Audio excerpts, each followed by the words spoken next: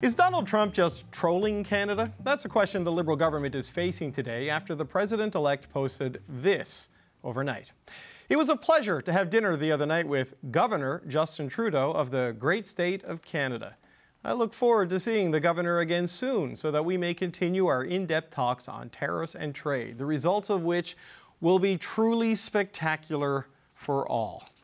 Well, the CBC's Catherine Cullen has been gathering reaction to all of this, and she joins me now. So Trump is back, and here we are. Catherine, this is the first time he's made the joke about Canada being the 51st state, first time he's publicly stated it. How's it being received here in Parliament Hill? Truly spectacular, David.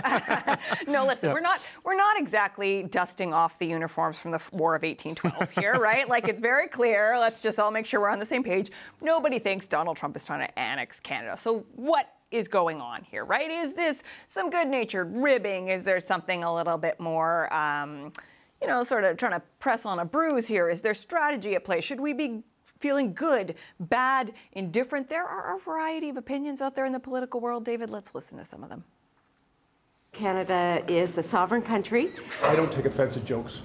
It sounds like we're living in an episode of South Park. We have to all not react to every word because we don't know the context. We can't react to everything. We need to focus on being mature as a country. We know President Trump. We know who he is. We know we worked with him in the first mandate, and we are going to continue defending the interest of Canada. I'm sure not thinking of Justin Trudeau at midnight. So if he's thinking of Justin at midnight, it's probably a good relationship.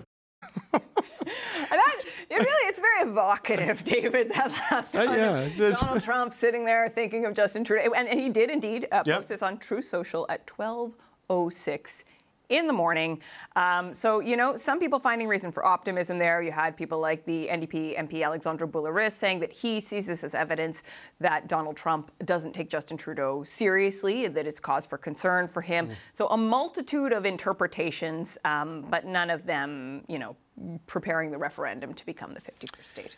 Well, I mean, this is the thing, right? Like, Trump said so many things about Canada, about subsidizing the country by $100 billion a year, when he's really just talking about, like, trade deficits and trade imbalances caused by, like, commodity fluctuation prices. But, you covered the first Trump presidency from here. I did as well. There was a lot of things like this, and people would try to find meaning in and react to, and maybe we should be cautious about finding meaning in things. Maybe sometimes he is just poking to cause a reaction. Maybe this is really like high-level satire, David. Have you considered that, or just South Park? Listen, there is an interesting question about this moment of why now put this publicly. And when you look at the lay of the land, you could look at what the Prime Minister said yesterday, speaking to an audience in Halifax, and there were a few interesting things in the question and answer there. One was how the Prime Minister talked about these threats of tariffs, saying that it would be terrible for Canada. Like, really, nothing that, frankly, economists and other observers haven't said before, but hearing it come out of Justin Trudeau's mouth is a different thing, and talking about how this would be devastating for Canada, how we would all need to pull together. He also talked about the prospect, to an extent, of retaliatory tariffs. He talked about what happened in 2018, Canada's response on steel and aluminum tariffs, and the specific products that Canada targeted, and sort of said, well, it worked before, we're going to have to look at our options. This time, it was covered by numerous media outlets. And so, there's a world where it got back to Donald Trump that Canada is preparing to retaliate. Is this pushback against this? Let's be honest, David, we don't know. And we don't know if this is just sort of how we do know this is how Donald Trump does business. We don't know what it means for this bigger quest to try to deal with these 25% tariffs. If it does suggest anything about whether Justin Trudeau is getting under his skin or his capability as a negotiator. At the end of the day, what really matters is not a quip on Truth Social. What matters is what's happening with these 25% tariffs. We know the Prime Minister is meeting virtually with the premiers tomorrow night, Doug Ford, and I know you have a conversation with Danielle Smith coming up, looking for action on the border. And just yesterday, you were reporting about this prospect of a $1 billion border package. Action is coming. What is it going to look like, and how far is that going to go towards addressing the issues at the heart of this, That is the important point. Yeah, the premiers are expected to hear, and I'm told they will hear, a high-level summary of what the border plan is so far. I mean, it's not complete at this point because they're not going anything but where they are right now. And, you know, they got. Maybe we don't need a border at all anymore. Yeah, well, they got to calibrate this response to, you know, not look like they're getting pushed around, but at the same time not come out so strong you provoke something from Donald Trump, right? So it's a political minefield that they've got to deal with. And one that Trump is just making more and more complex by the day. That is for sure. All right, Catherine, thanks so much. This is CBC's Catherine Cullen. Emily, I'm not going to get you to interpret Doug Ford there. But, you know, I thought Mark Holland had good advice, not to react to every word, and because you know what it means, and be more mature as a country. Advice we're going to ignore, and let's react to these words. I mean, what do you make of the fact that Trump is doing this? It feels like he's just trolling to get a reaction. Yes, he is. So we might as well troll back. I mean, the facts are that we're not Americans and American states because we're British Dominion, aren't we, David? So I think at some point the person who joked back with Donald Trump should be our actual head of state, which is the King of England, because it's such absurd, such an absurd jab that seriously, I don't know what we pay the crown for. Sometimes I think a lot of Canadians wonder why we pay for the crown. But if honestly, if King Charles III wants to joke with Donald Trump at midnight, maybe we could then move on and let the adults deal with the economy. But I do think that he's going to keep taunting us and making this kind of joke as long as something like that doesn't happen. But it needs to be something that just shakes him a little bit into not doing this. But really, otherwise, it's not something that's going to stop, because he sensed a weakness essentially from Canada, maybe the way we've been behaving, or maybe that's just his way of testing us. But he would not be doing this if he wasn't feeling like he has obviously a lot of power politically, economically over us, and that he can laugh at us without us reacting. Françoise, I'm not sure if bringing the monarchy into this negotiation is a good idea at this point in time. But you know, I'm obviously just saying. I know. I got that. I know. But you know, on Emily's point about Trump sensing weakness, Jerry Butts made this point in the early days of this. You know, now working for the Eurasia Group, but with the Prime Minister in the first Trump presidency, saying that he probes for weakness at every opportunity, and that's how he figures out where the fissures are in negotiations. This may be a silly thing, the 51st state thing, but it builds off his comments earlier about the subsidizing Canada by $100 billion, which is, you know, his assessment of the trade deficit America has because it buys so much natural resources and oil from this country. So there is an underpinning to these jabs that show how he views the relationship between the two countries. Of course. I mean, definitely, according to Donald Trump, but he has his...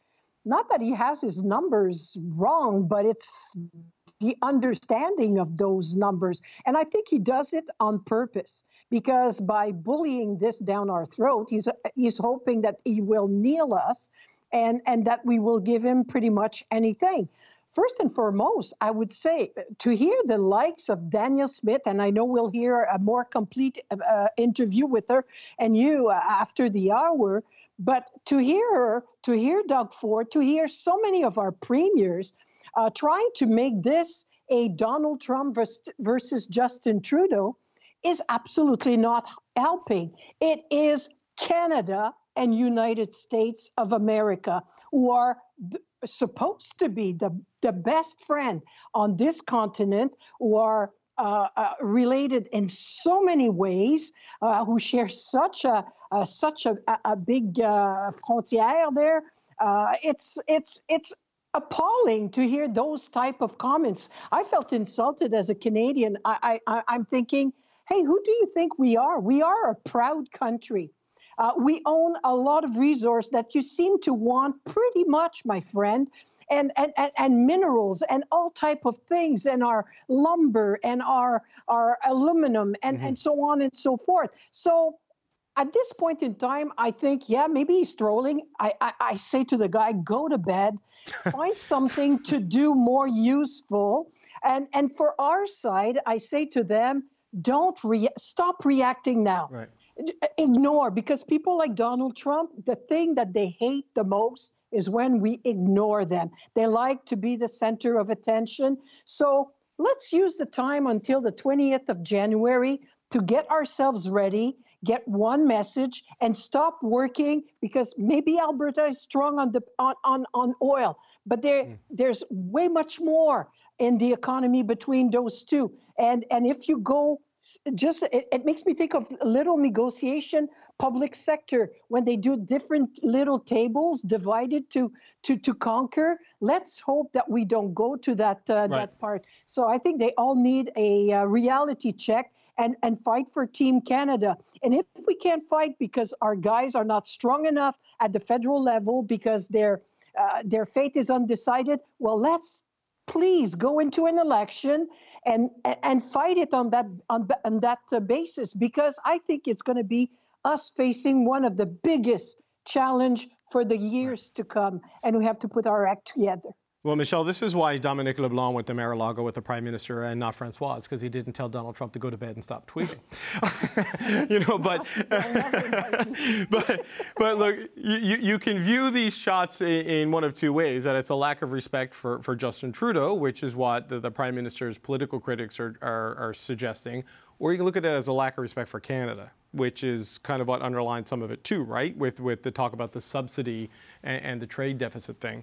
I mean, what do you make of where this relationship is going overall? Because he's doing this with a purpose, even if we can't figure out precisely what it is.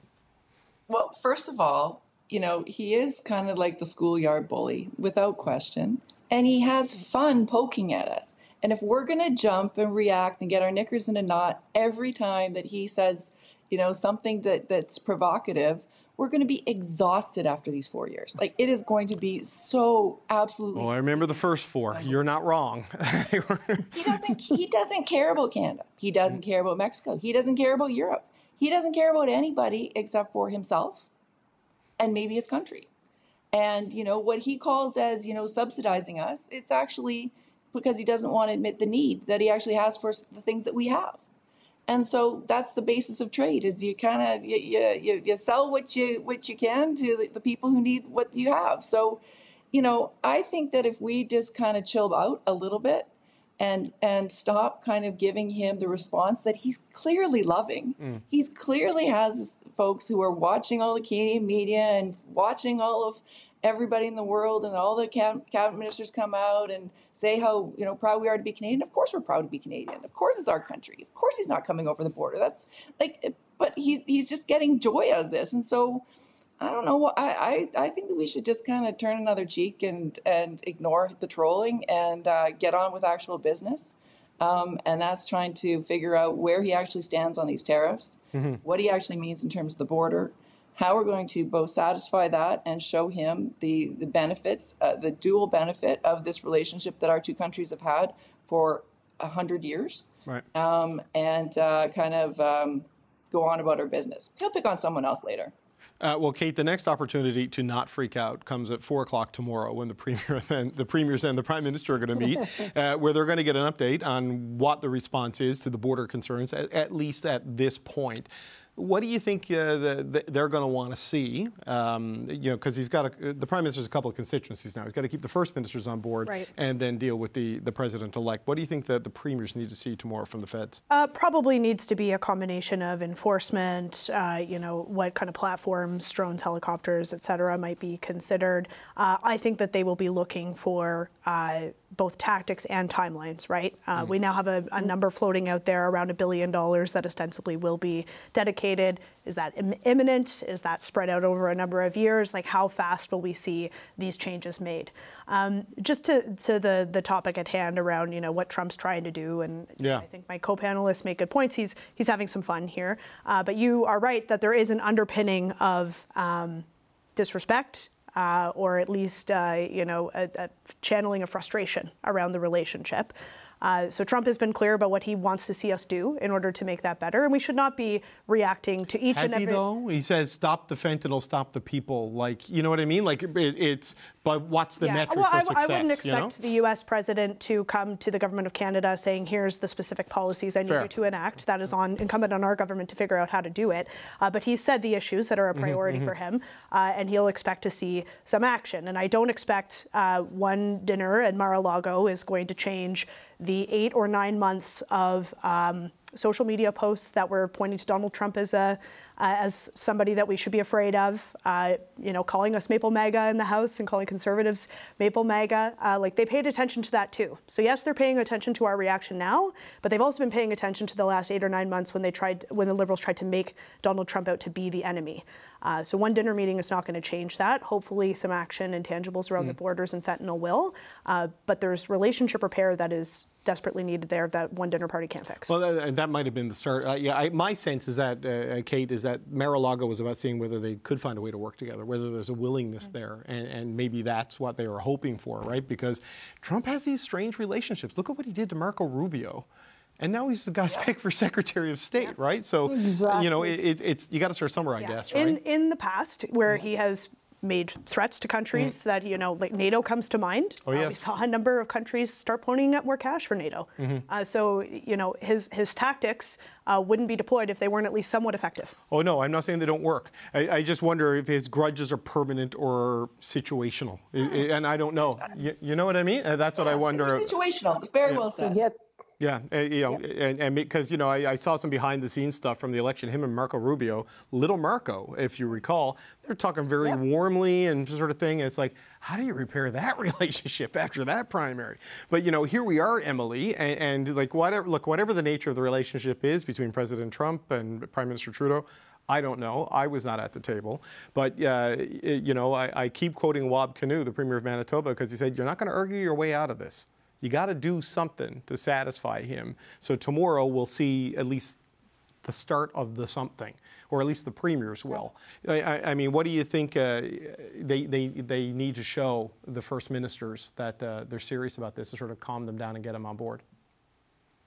I think it's really, really important that we depersonalize the way we talk about Canada. And I hope the premiers will contribute to that in the discourse, in spite of the policy, because the thing is, it's important for Donald Trump to understand his self-interest in his relationship to Canada. But we do know for a fact, on record by multiple people who have been close to him, that the world leader he admires the most are authoritarian. They are the strong men like Viktor Orban and Vladimir Putin, even North Korea. It's not about necessarily those countries' interests being aligned with the American states. It's about the country's leaders, like the strong men that he actually admires, are people that if Donald Trump developed a personal admiration for Canadian Prime Minister, Canadians, I think, would be in trouble in terms of Canadian democracy. But that's very different from understanding a relationship of respect with Canada, with the Canadian economy, and what the Canadian economy and the Canadian politics and the relationship, what it does with the United States as countries. But I think we should expect a working relationship with the American president. But I will personally be very worried the minute we have a Canadian Prime Minister that Donald Trump personally admires, because we know for a fact the kind of personality he admires, and I really hope that we never get a prime minister that Donald Trump actually admires. Well, we need to have somebody he wants to work with, but not somebody he wants to admire. Yeah, look, and Francois, I don't know if the grudges could be situational, the admiration could be situational as well. There are times it seems like he really likes somebody, and that also never really lasts very long. But just, Francois, just last word to you, and just what you think needs to come out of this First Ministers meeting tomorrow in terms of a plan and a direction and sort of the steps needed to settle this border dispute potentially. Like I said earlier, unity. If they can just stop being individual. I know, and we all respect the fact that they fight for their provinces and their economy, and at time are difficult everywhere. But now is the time to bring our strength together, because we're facing a guy who, you're so right to ask, does he have, I don't think he has long grudges at all. It's often a show with him. Like Emily said, rightfully, he's got type of people that he really admire, but most people, he totally has zero really impression of them. He likes them one day, doesn't like them the other day. He knows his daughter is friend with Justin Trudeau, but at the same time, he knows that one guy on the bench of the Conservative is friend with his VP. But that means nothing to him. So for us is to be unified as a country. As of tomorrow, I hope the federal government has a plan and seem a bit more to know where they're going at that second meeting. Okay, well, I think we need to find, based on Emily's earlier point, we need to find out how he feels about King Charles. And I've got Flight Tracker open. I got Flight Tracker open to see if the King's flight is on its way from London to West Palm Beach Airport. Danielle Smith is the Premier of Alberta, and she joins me now. Premier, welcome back to the show. Hi, David. You're at a meeting with a lot of governors and some future cabinet picks in the Trump administration. What are you hearing from them about Team Canada's concerns about the president-elect's terrorist threat? Well, I can tell you one of the things I've been leading with is talking about how we provide affordable energy for American states, and because virtually every state in the country, and certainly in the West, relies on our fuel in some way. They'll get a lot of refineries who get Canadian oil, including, interestingly, refineries in Ohio, which is the home state of the vice president. And so what we say is, if we end up having a 25% tariff on our oil and gas, it's just going to lead to higher gasoline and energy prices for American citizens. And that's something that they're taking note of. What is your sense of the position that the Western U.S. governors have? Like, do they oppose the idea of tariffs on Canadian imports to their country, given the damage it will do to their economy? I think that that's our job to make sure that they understand that. I mean, I suppose that there is one argument that the president is making about the trade not being fair. And I would say the trade is very fair and balanced between the U.S. and Canada. One of the things that we have always been able to do is to provide natural resources that they are then able to value add, which then not only do we benefit, but they benefit from those good jobs, and then they also benefit from having lower prices for the consumers. We've got a number of manufacturing that goes back and forth across the border. We have components that gets put into vehicles and vice versa. And so I think it really is up to us to make sure that we make the case that our relationship with the Americans is very balanced, and it's also very different, and it's to the benefit of both of our countries. Well, I suspect, Premier, the governors understand the arguments that you're making, but if you listen to what President-elect Trump is saying, he's talking about the U.S. subsidizing Canada by $100 billion, and he's kind of pointing to trade deficits as an example of that. And a lot of that's Alberta oil. They buy energy, they buy commodities. Those prices go up, so there's a trade deficit there. So how do you make an argument when the President-elect looks at, you know, the buying of natural resources from Canada as a subsidy? Well, again, I think when you look at oil, if we saw a 25% tariff on our oil, we've been told that it would increase the price of gasoline by as much as $1 a gallon. I was talking to a producer, someone who produces a sawmill, produces lumber, and they're talking about how that would increase the cost of home construction materials, which then impacts consumers. And so I think that one of the things that I would say is that there are other nations that don't have quite as balanced a relationship with the Americans as we do, but we may have to make the case that energy is a bit of a different case, because the Americans need it, and there aren't very many good places to get heavy oil from. If they don't get it from us, then they're looking at Venezuela and Iraq and Iran. And I would say that we've already got the infrastructure. We want to be able to sell them more. I think it lends itself not only to their consumer affordability interest, but also to national security interests. So if we can make that case, lead with energy and how we jointly benefit from that, and then get a more robust conversation going about how we mutually benefit from the trade, I'm hoping that will end up with a breakthrough. That robust conversation, I'm sure you're having it there in Vegas with your gubernatorial counterparts. I wonder what you make of what's happening at the top level, because President-elect Trump posted online calling Prime Minister Trudeau Governor Justin Trudeau of the great state of Canada. What do you make of the way President-elect Trump is approaching this?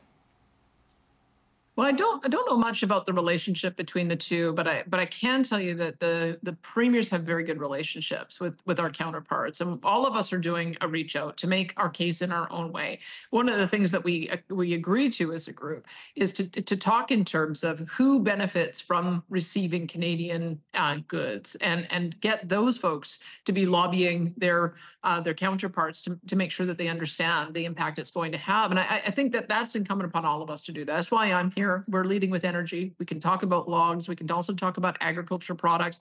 And as long as we keep on having those conversations, hundreds of them, thousands of them, I think it will ultimately have an impact. So I think the relationship between Mr. Trump and Mr. Trudeau is an important one, but I think the relationships that all of us have are going to be equally important. But what do you think it says about how the president-elect views the country? I mean, what Justin Trudeau aside, even if it's a different prime minister, the trade imbalance exists. You know, that isn't going to change, even with a federal election necessarily. But to refer to it as the great state of Canada, talking about subsidizing us because of a trade imbalance, I mean, what does that tell us? I disagree with the characterization of it as a subsidy, and I think we've got great strength as a country. We do have robust natural resources. We've got a robust manufacturing sector, an auto sector that is integrated with the American auto sector, which is something that the Americans are very proud of. I would say that if we spend more time talking about how the Americans benefit from from this trade relationship, I think that should create a bit more balance in the conversation. If we act like we're victims, then I guess he's going to treat us like we're victims. And my view is that we're starting from a position of strength. We've got an incredible oil and gas resource. We've got an incredible electricity resource. We've got a great manufacturing sector. We've got forest products. We've got food products. We know that the Americans have the things that we want. Their consumers have the things that we want. So let's get to the table and have that conversation about how the trade relationship is one of the best in the world. And we certainly want to make sure it is maintained with that strength. So we've talked about tariffs and trade. I'm sure there was some discussion about the border, though, at this meeting. Kristi Noem is there, the governor of South Dakota, who is President-elect Trump's pick to be the Secretary for Homeland Security, which deals with the border in no small way. What has she said to you, if anything, about what she wants to see from Canada, and what are the governors saying at this meeting? Yeah, I had a chance to talk to her at one of the receptions and mentioned that we are taking seriously. She's now in line to be Homeland Security, which means that she's going to be very concerned about what is happening at the border, both south and north. The northern border, it seems to me, the issues we've got to deal with in Western Canada involve fentanyl and criminal activity happening across the border. And so I indicated to her that we're working on a border strategy with our Montana counterparts to make sure that we're at least shoring up this part of the border. What I'd like to see is Justin Trudeau and Dominic LeBlanc lead the effort to make sure we're doing the same thing all across the country. And so if we can address the issues that we've heard that the Americans are concerned about, the American president in particular, then I think that also paves the way for us to have a constructive conversation about trade. I don't think we can just talk about the trade issues if we're not prepared to address the issues that have been raised. And we've got to take those seriously. Yeah, Wab Kinew made that point that you can't argue your way out of this. There's going to have to be some sort of a response. So on that point, there is another meeting of the Prime Minister and the Premiers, presumably with Deputy Prime Minister Freeland and Minister LeBlanc tomorrow. There was a suggestion that the Premiers wanted to see a border plan from the federal government at this meeting. What do you expect to see? Do you think you're going to get at least a more sketched out, clear plan of action for the border from the Prime Minister? I sure hope so. I mean, we want to work collaboratively with the Canadian Border Services, with the RCMP. We have the ability with our own sheriffs, and we've got some experience now with dealing with drone technology and night vision helicopters. We know that those are going to be a key factor in how we're able to put resources on the border in a meaningful way to demonstrate that we take it seriously. And so we're prepared to come to the table with those kinds of resources. We want to integrate with the federal government, but we want to see a comprehensive plan all across the country so that we have a dedicated show of force that we're taking the issues seriously. So I'm hoping to hear that from the Prime Minister's team tomorrow. Do you know if you're going to get that tomorrow? Have you been reassured, you and the other premiers, that this is in fact coming tomorrow, or you don't know? No, I don't know. I just know that the time has been booked. And so I think all of the premiers made it very clear that we wanted to see that. I've even heard Dominic LeBlanc say that he is working on a strategy. So I hope that is the case. I hope that comes forward. So look, obviously the goal here is to avoid a trade war with the biggest economy on earth and to not have these tariffs go up.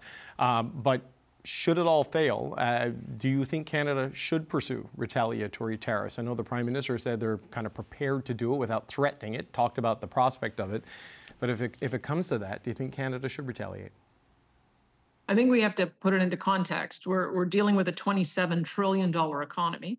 And although we sell a significant amount of goods to the United States, it's $400 or $500 billion. So we cannot weather a tariff war in the same way that they can. And so that's why diplomacy is always the better option. Dealing with the genuine trade irritants is the problem. And speaking in terms of how the Americans benefit, I think is the better option, because they really are. I mean, the most robust economy in the world. We have a great advantage by being next to them, and we've been a good neighbor and friend. And I think if we continue to be a good neighbor and friend, meet our security targets on NATO, make sure that we're not using Canada as a backdoor for entry of Chinese goods, and address the border issues, I think that's a good foundation to start on.